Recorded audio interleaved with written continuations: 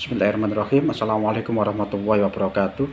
Alhamdulillahirrahmanirrahim. Pagi hari ini kita bertemu kembali di pelajaran fikih kelas 10 MIPA 1, MIPA 2, MIPA 3, MIPA 4, dan MIPA 5 Mentua Lamongan sesuai KMA 183 tahun 2019.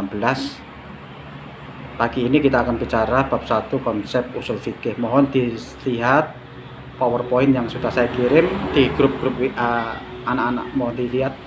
Yang pertama, konsep usul fikih, hubungan antara Al-Quran hadis dengan usul fikih. Kita lihat slide yang kedua, konsep usul fikih. Setidaknya ada 4 hal yang kita bahas: pengertian, objek atau sasaran, ruang lingkup, dan tujuan. Kemudian cakupan pembahasan, pengertian fikih, pengertian usul fikih, objek, tujuan mempelajari usul fikih. Lihat slide yang keempat. Di sini ada tabel perbandingan antara fikih dengan usul fikih. Kita lihat dari sisi bahasa, fikih ditinjau dari segi bahasa berasal dari kata kerja dasar bahasa Arab, ya, yang memiliki arti memahami secara mendalam, mengerti, dan ahli. Ya. Kemudian usul fikih bentuk jamak dari kata al-asal yang berarti sesuatu yang menjadi dasar atau landasan bagi lainnya. Adapun kata fikih sebagaimana diuraikan tersebut berarti paham atau mengerti secara mendalam.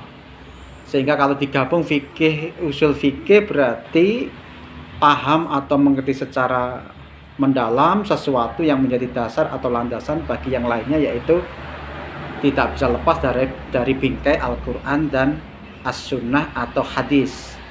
Sedangkan secara istilah, fikih berarti kumpulan ketetapan hukum syariat yang berkenaan dengan perbuatan mukallaf, perbuatan manusia yang mukallaf itu akil balik, yang diambil dari dalil-dalil yang qot'i, yaitu Quran sama hadis. Sedangkan fungsi dari usul fikih sendiri mengetahui kaidah-kaidah yang dapat digunakan sebagai alat untuk menggali atau istinbat hukum-hukum furu' dari dalil-dalilnya yang rinci dan jelas. Karena Al-Quran itu secara umum ada yang banyak diturunkan oleh Allah, sifatnya adalah global, umum, maka butuh dijelaskan pada sumber hukum yang kedua, yaitu hadis, ya. Dan sedikit sekali mungkin Al-Quran yang berbicara tentang yang bersifat juz'i, rinci, sehingga ini diperlukan usul fikihnya, diperlukan sumber hukum yang kedua termasuk as-sunnah atau hadis, ijma' dan qiyas. Berikutnya slide yang kelima, kesimpulannya. Dari kesimpulan apa yang saya sampaikan, bahwa usul fikih merupakan sarana atau alat yang dapat digunakan untuk memahami nas Al-Quran dan As-Sunnah agar dapat menghasilkan hukum-hukum syara. Dengan kata lain, usul fikih merupakan sesuatu disiplin ilmu, metodologi atau teori yang tidak hanya digunakan untuk memahami hukum-hukum syariat saja, melainkan juga dapat berfungsi untuk menetapkan dan menghasilkan hukum-hukum syara yang bersifat furu'iyah. Jadi kalau kita bicara tentang fikih itu ada dimensi hablum minallah, hubungan kita langsung dengan Allah, dan hablum minannas, hubungan kita dengan sesama manusia. Kemudian kita lihat slide berikutnya, objek atau sasaran kajian usul fikih. Yang pertama adalah ijma'.